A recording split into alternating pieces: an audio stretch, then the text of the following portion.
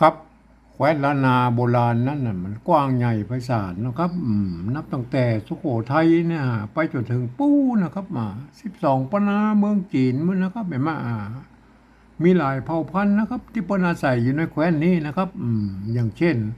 ไตยวนไตลั่วไตลื้อไตเขินไตยองนะครับเห็นไหม4-5เผ่าพันธุ์นะครับหลักๆนะครับหมู่นี้เปิ่นใจภาษาเขียนเดียวกันนะครับก็คืออักขระละนานะครับมาอันพระสำเนียงกันนะเปิ้นก็อาจจะพิเพี้ยนกันไปนิดๆนะครับฟังกันรู้เรื่องอยู่นะครับก็ยังว่านะครับบัดเดียวนี่มาถึงบัดเดียวนี่มันผ่านมา10 รุ่น20 รุ่นแล้วนะครับไม่มาก็ยังว่ามันมาถึงปลายๆแล้วมันบัดเดียวมันโหกันไปหมดแล้วนะครับไม่มาสลบผสมปนเปกันไปหมดแล้วนะครับก็อย่างว่านะครับมันอันภาษาละนาของเฮามันก็ป้นกับถ่ายทอดมาตามสายของเปิ้นนะครับก็อย่างว่าอันบัดเดียวนี่เฮาอ่านส่วนใหญ่แล้วก็บางเปิ้นก็เขียนเหมือนกันนะครับแต่มีบางคำนะครับมาที่เปิ้นอ่านเขียนแตกต่างกันไปนะครับก็เฮาหันแล้วก็จะไปฟังทึกๆเลยนะครับว่ามันผิดมันถูกนะครับเขาวิเคราะห์กันก่อนนะครับวิตามหลักภาษาละนาเลยนะครับไม่ไหมก็อ่าเปิ้นเขียนว่าตามหลักเปิ้นเขียนว่าอย่างใดนะครับแล้วก็มันแถมอย่างหนึ่งก็อ่าอันถ้ามีหลักฐานนะครับที่คนเจอในเอกสารโบราณนะครับภาษาโบราณมาเขาก็มาอ้างอิงได้นะครับสมัยนั้นสมัยนี้เพิ่นเขียนนี้เนยเขาก็ว่ากันไปนะครับ ครับวันนี้เราอย่ามาวิเคราะห์คำว่าปากนะครับปากนี่มันอย่างว่านะถ้าเรามาอู้ถึงละอ่อนมาเดียวสมัยนี้บันไดหมูจักแล้วก็ปากปากนะปากคืออย่างนะครับปากนั้นมันก็คือสมัยนี้เพิ่นฮ้องว่าทัพพีนั่นแหละครับอันสมัยนั้นโบราณนั่นเมื่อ50 กว่าปีที่แล้วนั่นมันบ่มีครับทัพพีเล็กเลิกอะไรมันบ่มีครับอันเจ้าแล้วนาบกใจกระโหลกมะพร้าวนี่นะครับมาตัดเป็นน้อยๆน้อยกว่าน้ำบวยนั่นนะครับก็เอามาโค้งๆแล้วก็ใส่น้อยๆแบนๆหน่อยแล้วก็เอาใส่กันเนาะครับแล้วก็เอาเวลาเฮาผัดเอาอย่างทำเนี่ยกินนะครับมันก็เปิ้นก็เอาก้นในกระทะนั่นนะเนี่ยเปิ้นฮ้องว่าปากนะครับปากมันก็คือทัพพีนั่นแหละครับปากปากมันเขียนอย่างไรนะครับเขามาสะกดเลยนะครับปากมันเสียงโทปกตินะครับปากมันจะต้องเสียงโทปกติให้ต้องใช้ตัวป้านะครับ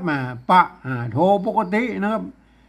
เสียงสามัญโทปกติเสียงตีนะต้องใช้ตัวป้านะครับอันนี้ตัวป้านะครับอันถ้าเสียง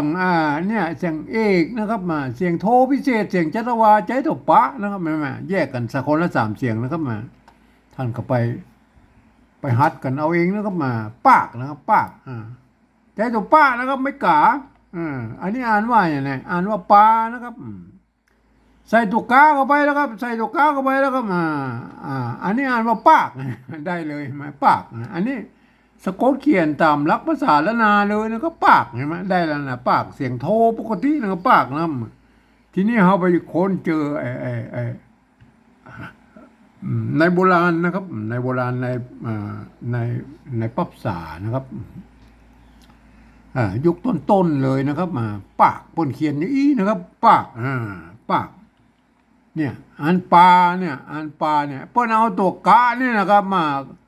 เปิ้นมาใส่ตัวกะนี่นะครับเปิ้นเอาไม้ซัดใส่แตนอยู่ทางบนพุ่นนะครับเห็นไหมอย่างเงี้ยนะครับเห็นไหม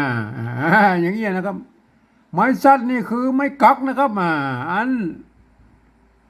แตนตัวกะทั้งลุ่มนี่นะครับเห็นไหมแตนตัวกะทั้งลุ่มเห็นไหมอ่านว่าปากนะครับเห็นไหมอันเนี้ยอันนี้เป็นบาเจ้ว่าโบราณยุคปลายๆยุคต้นๆเลยนะครับยุคต้นๆเลยนะปากนะเพิ่นเขียนกันนี้นะครับปากนะครับเพิ่นใช้ไม้สั้นเป็นไม้กักนะครับไม้กักนะครับแทนคำว่ากะอยู่ทั้งรูปนี่นะครับปากนะครับเพิ่นอ่านว่าปากนะครับเห็นไหมอย่างเงี้ยนะครับอันนี้มีหลักฐานนะครับมีหลักฐานนะเพิ่นเขียนอยู่ในตำหายาอันเขียนลงในปั๊บ เขียนในใบลานนะครับเป็นน้อยๆใบลานน้อยๆครับเป็นแป๊บนะครับเป็นแป๊บโบราณน้อยๆนะครับอ่านป้นเขียนไว้ในบทหลักฐานมันมีอยู่นะครับอันในยุคนี้เห็นไหมลูกนี้มันยังบ่มีไม่เอกไม่โทก็คือไม่เยาะไม่ซัดเด้อนะครับเห็นไหมอันนี้เห็นไหมไม่ใช่ไม่ซัดหรอกไม่ซัดมันทำมาที่ไม่ขอจ้างนะครับมันมีไม่เยาะไม่ขอจ้างนะครับเห็นไหมไม่เอกไม่โทนั่นนะครับเห็นไหมป้นก็คิดยังเขียนอย่างอี้ปากนะครับเห็นไหมเพราะนั้นเฮาก็ต้องยอมรับกันได้นะครับว่าปากนะบอกอย่างนี้นะแต่ปัจจุบันนี่ถ้าเฮาสะกดตามหลักภาษาล้านนามันก็จะได้อย่างนี้นะตั้งหน้าเนี่ยปากนะใหญ่ๆมาเพราะนั้นเฮาก็สรุปแล้วว่าเขียนได้สองอย่างนะครับท่านจะเขียนแบบปัจจุบันนะครับอย่างนี้ก็ได้นะครับเห็นไหมปากเขียนสะกดเขียนไปตามนั้นเลยนะเห็นไหมอันถ้าจะเขียนแบบโบราณต้นป่นเขียนอย่างนี้นะครับป่นใจไม่กักเนี่ยแตนตกกะอยู่ทั้งรูปเนี่ยปากเห็นไหมก็ส่วนแล้วแต่นะครับส่วนแล้วแต่ชอบนะครับก็มันยากนะครับไหมมันจะยากตอนนี้ว่าเราจะมาขยายความเมื่อคนอื่นได้หู้ได้หานตัวนี่ก็อันนี้มันยากตอนนี้แหละส่วนใหญ่แล้วเปิ้นอ่านบ่ออกแล้วครับภาษาอย่างอี้นะครับเปิ้นอ่านบ่ออกแล้วเราจะต้องใจภาษาอื่นๆนะครับมาเทียบเคียงสะกดเขียนให้เป็นภาษาละนาอธิบายภาษาละนาของเราเนี่ยอันภาษาที่มันใกล้เคียงที่สุดในภาษาละนาของเราก็ภาษาไต้นะครับภาษาไทยนะครับ เพราะว่ามันเกิดมาจากที่เดียวกันเนาะของพ่อขุนรามคำแหงนี่นะครับที่เดียวกันนั่นนะครับก็อันผมเองนะผมได้ใจหลักการของสภาวัฒนธรรมมหาวิทยาลัยเชียงใหม่นะครับป้นตกลงกันไว้ว่าเมื่อปลายปี28นะครับป้นตกลงกันว่าการที่จะเอาภาษาไทยน่ะมาปรับเขียนเป็นภาษาละนาหรือปริวัติป้นฮ้องว่าปริวัตินั่นนะครับก็ทำได้อยู่3แบบนะ3รูปแบบนะครับเห็นไหมแบบที่1นั้นเปิ้นจะเอาไว้ใจเขียนลักษิลาจารึกนะครับบันทึกในลักษิลาจารึกเอกสารสำคัญในโบราณนะครับเปิ้นจะเอาภาษาไทยนะมาเทียบเอาทุกอักษรทุกไม้ทุกเครื่องหมายทุกอย่างนะสปะมาแล้วเปิ้นมือตกหล่นเลยนะครับเห็นไหมอันนี้ก็คืออันละเอียดไปนะครับเฮาเหมือนยุ่งแล้วนะครับเหมือนยุ่งแล้วเอามาแบบที่2ก็พอนะครับแบบที่2ก็คือนะครับหลักการก็คือยืมเอาอักษรไทยนะครับมาปรับเทียบเพื่อเป็นอักขระละนามตำบลนี่นะแม่แล้วก็ประกอบกันขึ้นมากับแบบภาษาไทยนะครับก็คือผสมผสานกันไปนะครับบางทีไม้หรือสระเนี่ยมันมาต้องมาตัดกันหรือคือมันบ่เหมือนกันนะครับไทยกับละนาเนี่ยมันบ่เหมือนกันก็สามารถบูแล้วนะคำศัพท์ได้นะครับมันเป็นหน้าตามันออกไทยๆได้หน้าตามออกไทยๆนะครับแล้วเวลาอ่านท่านจะต้องอ่านนึกเสียว่าไอ้อักษรเหล่านั้นเป็นอักขระละนานะครับต้องอ่านตามหลักการภาษาละนานะอย่างเช่นตัวนี้ไหมท่านเห็นว่าเป็นพอพานนะครับแต่เวลาอ่านนะท่านต้องเลือกว่าไอ้นี่มันคือตัวปะนะครับเพิ่นเอาตัวปะเนี่ยมันเทียบเป็นพอเอาพอพานเนี่ยมาเทียบเป็นปอปะนะครับเพราะนั้นเราจะต้องอ่านเป็นตัวปะนะครับตัวนี้เห็นไหมเพราะนั้นคนทั่วไปว่าสามารถเข้ามาอ่านได้นะครับภาษาไอ้แบบ2นี่นะครับอันภาษาคนทั่วไปนั้นมันจะต้องไปอ่านไอ้แบบที่3ปุ่นนะครับกำเดียวเขาก็อุ้มกันแถมกำนะครับเฮามาโอ้แบบที่2กันนะครับเอามาเทียบกันเลยนะครับเอาตัวพอพานเนี่ยมาพอพานเนี่ยมาเทียบเป็นตัวปะนี่เห็นไหมไม่กาแล้วก็ไม่กาก็เอาไม่กาสระอานะเห็นไหมอันตัวกะเนี่ยก็คือกอไก่นะครับเห็นไหมได้เลยเห็นไหมอันนี้ต้องอ่านว่าปากนะครับไม่ใช่ภาคนะครับ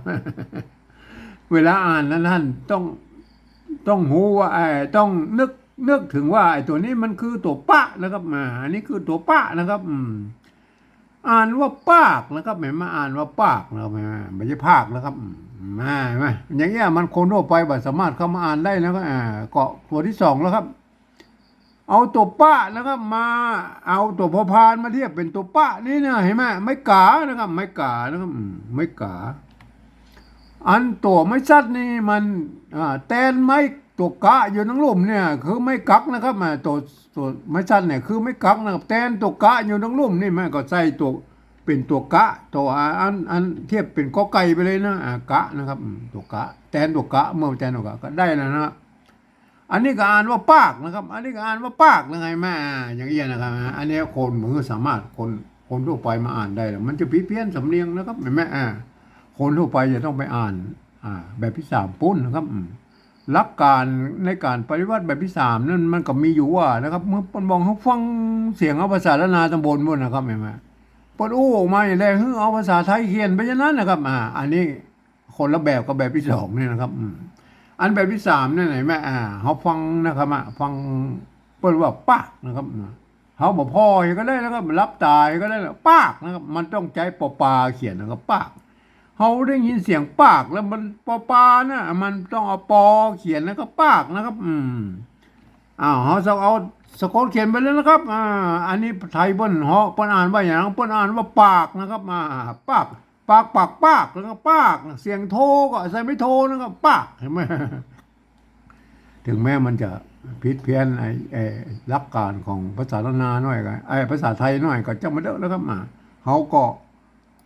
โยนกันนะครับเพราะว่ามันเป็นภาษาปริวัติหรอกครับปากนะครับเอาตัวเขาก็อันนี้มันปากนะครับปากเสียงโทก็ใส่ไม่โทนะครับปากเห็นไหมได้แล้วนะครับปากอันนี้มันคือภาษาปริวัติแบบที่สามนะครับมันก็ต้องดัดแปลงนะครับเพราะว่าบางครั้งภาษาไทยมันก็เขียน